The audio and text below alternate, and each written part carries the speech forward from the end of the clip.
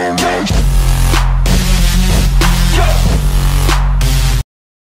สริมดังไฮโดปากเล็กดัดฟันนาเรียวหุ่นเพียวเป๊ะเวอร์ทุกอย่างมาเดินกายทางให้อายตาค้างจนน้ำลายแต่จะขอสัญญาจะยืนอยู่ตรงนี้ไม่ยอมไปไหนขอส่งความรักให้เธอทั้งใจไม่ว่าวันนี้เมื่อนี่มีเรื่องฟังอยากไปนั่งปรึกษาคุณครูมันเป็นจังใดบ่ฮู้มันอยากมีครูมีคนควงแขนงานบ้านอีแม่ก็หลายอยากได้ลูกให้ไปซอยงานแม่แค่เคยได้กอดแค่เคยดูแลเธอได้มาก็แค่เคยได้บอกตอนที่เธอนั้นเหนื่อยล้าแต่งโตกับเป็นชั่วโมงอาบน้ำโดนจนพอทำแต่งโตงามจนมาอีด่างจำหน้าบ่ได้ก็ใจมันหลงมักกันเลยต้องฮักเมื่อนี่มีเรื่องฟังอยากไปนั่งปรึกษาคุณครูมันเป็นจังใดบ่ฮู้มันอยากมีครูมีคนควงแขนงานบ้านอีแม่ก็หลายอยากได้ลูกให้ไปซอยงานแม่นอกจากชื่อฉันมีสิ่งอื่นอีกไหมที่เธอยังใส่ใจและพอจำมันได้อยู่That's the way I like it dance and shout it loud baby boom my yeah boom my yeah That's the way I like it when I dance my body's calling boom my yeah boom my yeah ก็ไอ้น่ะฮักน้องก็เลยมักต่อคนน่ารักจะยกใจไว้ยังไงก็คงไม่ได้เสียงก็คงต้อง I let get away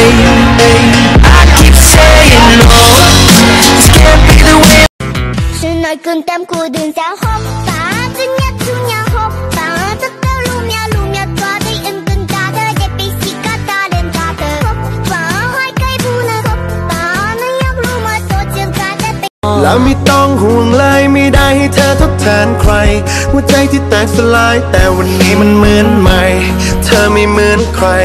เธอไม่เหมือนใครหัวใจที่เป็นมือสองที่ยังจะมองใช่ไหมเรื่องราวในวันบ่ได้จัดฟันหน้ากะบ่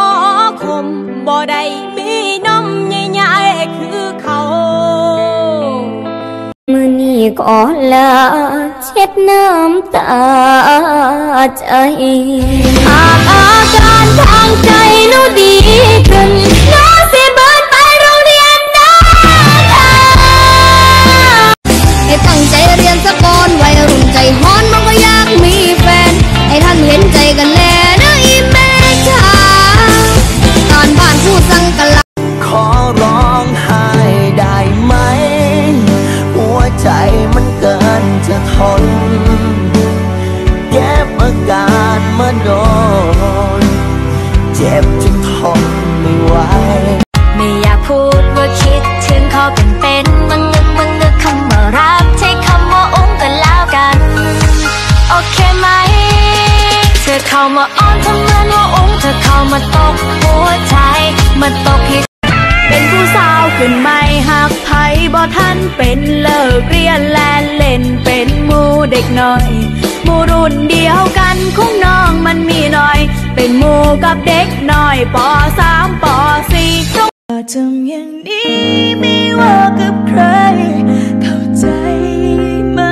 จะไม่รักไม่ต้องไปทำแบบ